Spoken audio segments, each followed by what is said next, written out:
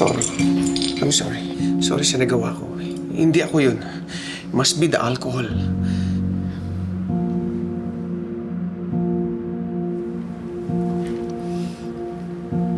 It's okay.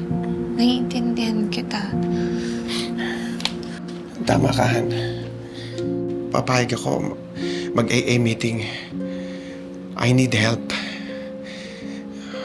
Samahan mo ako.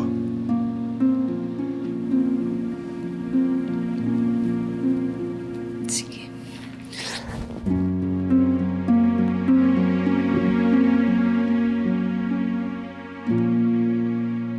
O, anong kailangan mo? Magbe-break na in 5 minutes. Itatanong ko lang sana kung bakit wala si Helen tsaka si Sir Zenon. Hindi ba sila papasok? Kasi may issue dun sa spacing ng hagdan. Kailangan kong tanungin sa kanila. Hindi sila makakapunta ni Sir. Ako munang bahala mag-relay ng mga kailangang changes sa kanila. Lista mo na lang. Bakit? May problema ba sila? Okay lang ba si Helen?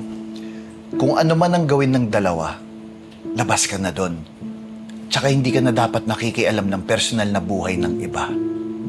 Kung nag-aalala ka talaga kay Helen, matuto kang dumistansya.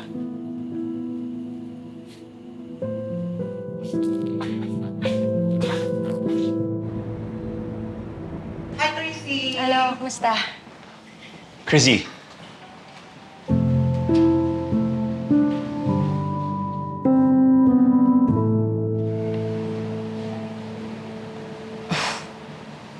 Thanks. Pero kung suhol yan para sa information na kailangan mo, hindi ko tatanggapin yan dahil wala akong info na mabibigay sa'yo. Hindi pa kami nakakapag-usap ni Helen. Ganun ba? Huling kita namin nung nasa hospital pa si Kuya Ryan.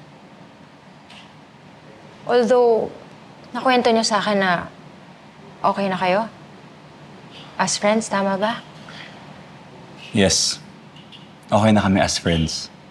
Kaya pwede mo nang tanggapin to. Sige na. Para sa'yo talaga yan.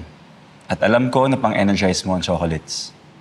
Don't worry, I'm giving it to you as a friend.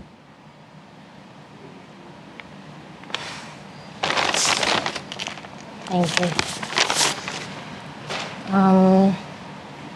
Nakwento pala sa akin ni Helen yung nangyari sa'yo tungkol sa Amerika, yung hate crime, tsaka yung sa boss mong si Victoria. Grabe din yung pinagdaanan mo dun, ah. Eh ngayon, okay ka na ba?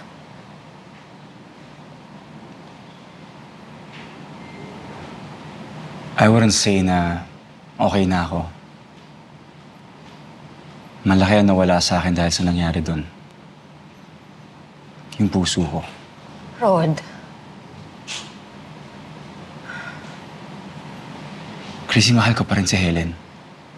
Rod, it's been 5 years. May asawa na si Helen, hindi na tama yung pagmamahal mo. Look, Rod, wala na akong magagawa sa pagmamahal mo kay Helen. Feelings mo yan eh. Sige, mahalin mo siya hanggang kailan mo gusto. Pero bilang best friend niya na naging witness nung hirap na hirap siya, sana naman, Rod, kung may hang-ups ka sa buhay, wag mo idamay si Helen. Tahimik na yung buhay niya ngayon eh. Huwag mo na sanang guluhin pa.